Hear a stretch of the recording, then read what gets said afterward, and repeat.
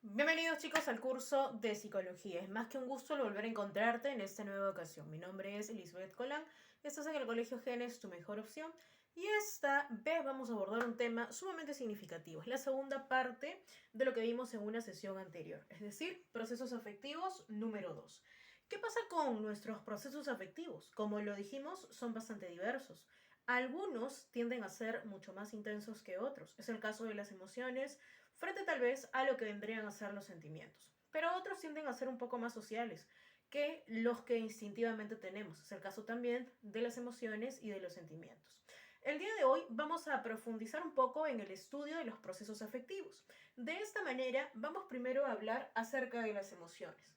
Cuando yo hablo de las emociones, bajo la perspectiva de Charles Darwin, un teórico bastante conocido por haber propuesto lo que vendría a ser la evolución de las especies, en donde estableció leyes como la selección natural y otras que nosotros hemos abordado en biología. Imagínense ustedes, nuestro cerebro está conformado por tres capas. Tres capas tiene nuestro cerebro. Imaginémonos que este es un cerebro, ¿ya chicos? Un cerebro partido en la mitad. Son tres las capas que vamos a encontrar por aquí. Esta capa, la capa más profunda, es la que corresponde al famoso sistema límbico. Vamos a colocarlo por aquí. Sistema límbico. Perfecto. Esta capa que corresponde al sistema límbico se conoce o se caracteriza fundamentalmente por ser la capa en donde encontramos estructuras como la amígdala cerebral. Pero la amígdala no se encuentra en la garganta, esa es otra amígdala. Me estoy refiriendo a una estructura sumamente pequeña que se encuentra en tu cerebro, en lo más profundo de tu cerebro. En este sistema límbico no solamente vas a encontrar esa amígdala, también vas a encontrar al septo y a otras estructuras. Entre ellas vas a encontrar que el hipotálamo se encuentra irregular de todas estas pequeñas partes que conforman tu sistema límbico. Pero lo más importante es que ese sistema límbico, al ser la capa más pero más profunda que tienes, es la primera que reaccionó frente a los estímulos del medio ambiente. ¿A qué me estoy refiriendo?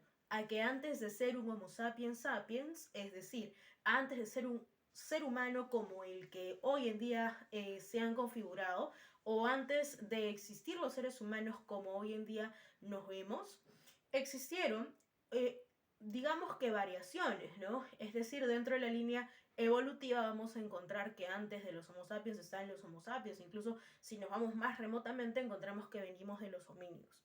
Ok, en esa línea evolutiva nos vamos a dar cuenta de que la capa más interna es la del sistema límbico. Eso quiere decir que la base de nuestras emociones y nuestras emociones en sí mismas fueron las que nos ayudaron a ¿qué? A poder sobrevivir, a poder hacer que nuestra especie se perpetúe a través del tiempo. En ese sentido, chicos, es muy importante lo que dice Charles Darwin.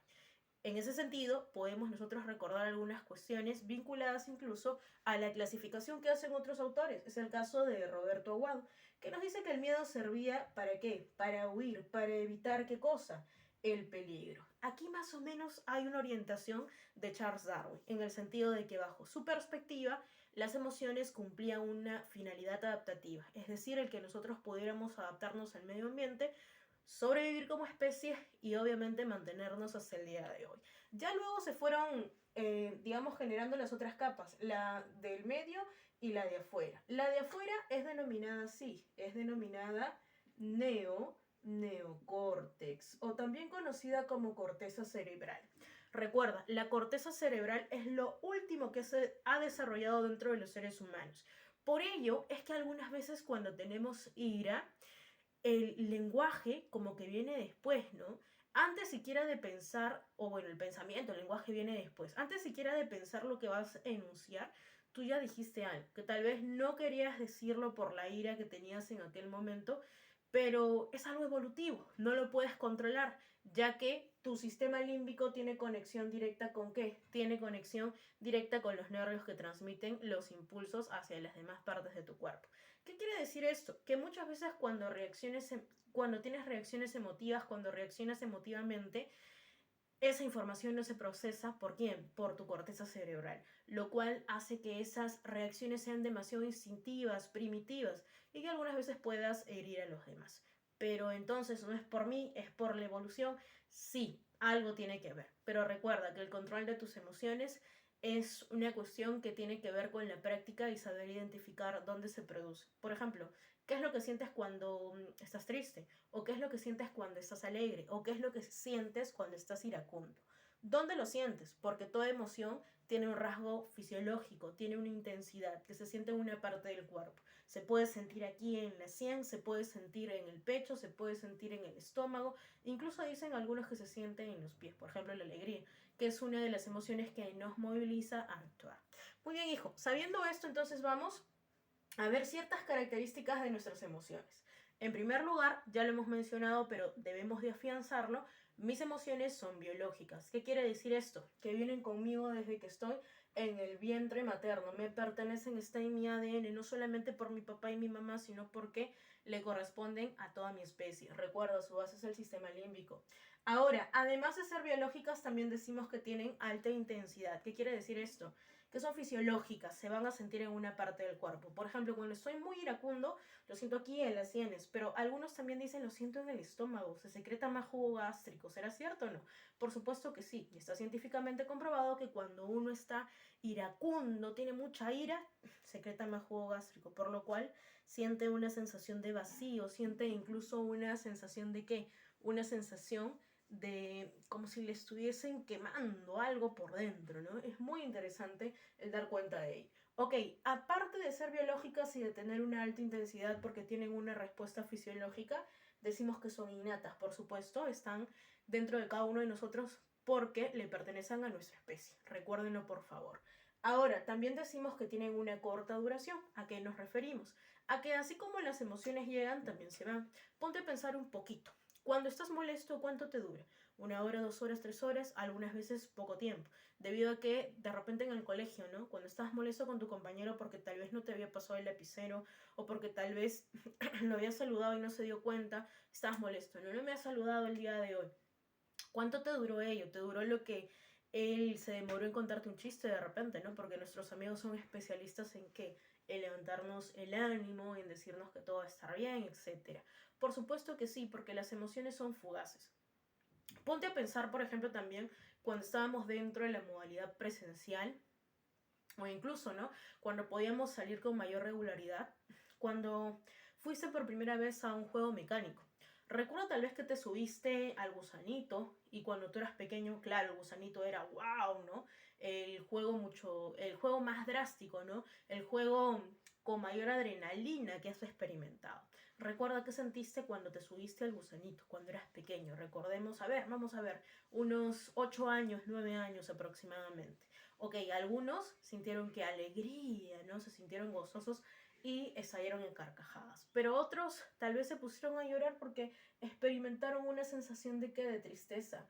Algunos incluso se pusieron furiosos porque dijeron yo no quería venir, ¿no? Yo no quería estar aquí. Pero terminando el juego de, supongamos, ¿no? El gusanito o a lo que te haya subido, automáticamente regresaste a tu estado cotidiano, a tu estado normal, lo cual significa que las emociones tienen una duración así, sumamente corta. Sucede que nuestras emociones nos invaden, pero así como nos invaden, también se van. Y eso es lo que debemos de considerar aquí como su corta duración. Muy bien, veamos ahora un poco acerca de su clasificación. Y si hablamos de la clasificación de las emociones, estamos hablando de la clasificación sobre todo que nos dejó William Wundt. Recuerda, William Wundt es el padre de la psicología moderna. Es el que funda el primer laboratorio experimental dentro de Leipzig, Alemania. Es también el que va a instaurar una primera corriente, ¿no? Que va a dar origen a la psicología como ciencia. Muy bien, bajo la perspectiva de William Wundt existen dos tipos de emociones, así, dos tipos de emociones, sí. Unas emociones, dirá William Wundt, tienen la característica de activar en mi organismo funciones y otras, sin embargo, tendrán, digamos, la función contraria. Es decir, algunas emociones inhiben y otras emociones activan. ¿Qué quiere decir inhibir? Hacen que mis procesos físicos se detengan, pero otras emociones hacen que mis procesos físicos se activen. Si yo hablo de las emociones que inhiben procesos físicos dentro de mí, los voy a denominar de qué manera asténicas. Y si yo hablo de emociones que hacen que se activen procesos físicos en mí, las voy a llamar esténicas. Asténicas y esténicas. Es sencillo. A viene de no y esténicas, bueno, vamos a suponerlo como lo contrario. Si asténicas es que inhiben, es decir, que no provocan una reacción fisiológica, entonces esténicas vendría a ser lo contrario, es decir, que activan, que provocan una reacción fisiológica. Recuerda, la clasificación de Wellenwin depende de qué? Depende de la intensidad. ¿Tienen o no tienen intensidad? ¿Me hacen o no me hacen actuar? Las asténicas no me hacen actuar y las esténicas sí me hacen actuar. Cada una de estas emociones, como las hemos clasificado, asténicas y esténicas, se relacionan a un sistema nervioso. Y este sistema nervioso, respectivamente, para las asténicas, es el sistema nervioso parasimpático. El encargado de qué? De cuestiones como la diástole, por ejemplo, ¿no? La baja respiración, ¿no? Parasimpático inhibe, hace que todas tus funciones, respiración, circulación, se incrementen o acrecienten, se acrecienten, ¿ya chicos? En el caso de las esténicas es el sistema simpático, va a hacer que todas tus funciones se activen, ¿no? Mayor circulación sanguínea, mayor coloración porque hay más concentración de qué, de sangre, ¿no?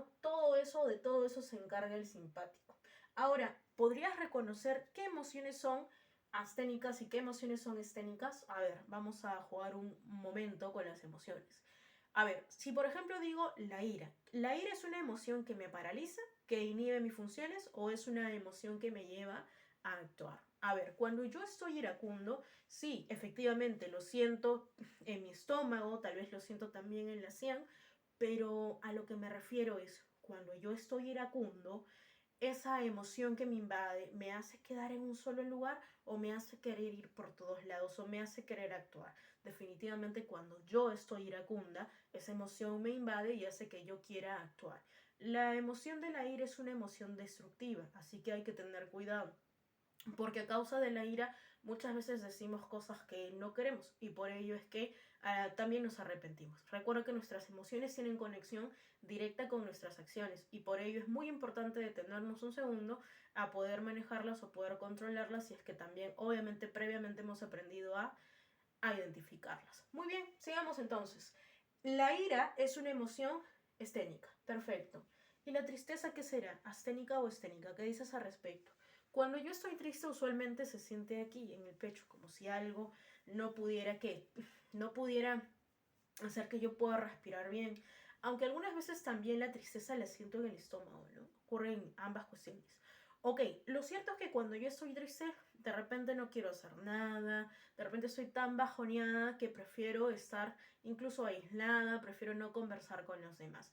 Claro, una tristeza muy prolongada podría llevarnos a una depresión, pero suponiendo que ese no sea el caso, que sea que haya una emoción, que sea la tristeza nada más. Ok, ¿es una emoción que me activa, que me impulsa a actuar o es una emoción que inhibe las actividades dentro de mí? Si me doy cuenta, es una emoción que inhibe las actividades dentro de mí y en ese sentido diré que es una emoción de tipo asténica. ¿Vamos entendiendo esto de las emociones? Por supuesto que sí. Vamos a pasar ahora con lo que vendría a ser las funciones. Para saber un poco sobre las funciones, vamos a revisar lo que dijo Roberto Aguado. Bajo la perspectiva de Roberto Aguado, siguiendo lo que dijo Charles Darwin, nuestras emociones tienen una finalidad adaptativa, es decir, tienen la finalidad de que nosotros podamos sobrevivir, tienen la finalidad de que nosotros podamos adaptarnos al medio ambiente. En ese sentido, según Roberto Aguado, el miedo, la tristeza, la ira y la alegría van a tener una finalidad adaptativa. Y vamos a comenzar con el miedo. Imagínate, ¿qué era lo que pasaba cuando nuestros antepasados estaban frente a una horda, no sé, desconocida, ¿no? De primitivos o tal vez de animales demasiado grandes? Bueno, tenían miedo porque recuerda que el sistema límbico nosotros lo teníamos desde años antes, ¿no? Siquiera de ser Homo sapiens sapiens. Entonces, a causa del miedo es que podíamos de alguna forma evitar el peligro, ya que el miedo hace que uno se aleje. El miedo hace por lo general, digo yo, que uno se paralice. Ah, entonces el miedo es una emoción asténica. Por supuesto, podríamos considerarla con ella. Ojo, digo regularmente, porque algunas veces el miedo también hace que salga corriendo, ¿no? Podría pasar una y otra, pero usualmente lo que hace es dejarme quieto, ¿no? Buen recaudo. Muy bien, esa era la función del miedo. Pero así como el miedo también existía la tristeza. Y la tristeza tenía la finalidad de hacer que yo vea fundamentalmente cuáles son las falencias que he tenido dentro tal vez de una tarea o dentro de alguna otra cuestión en la que he fallado, ¿no?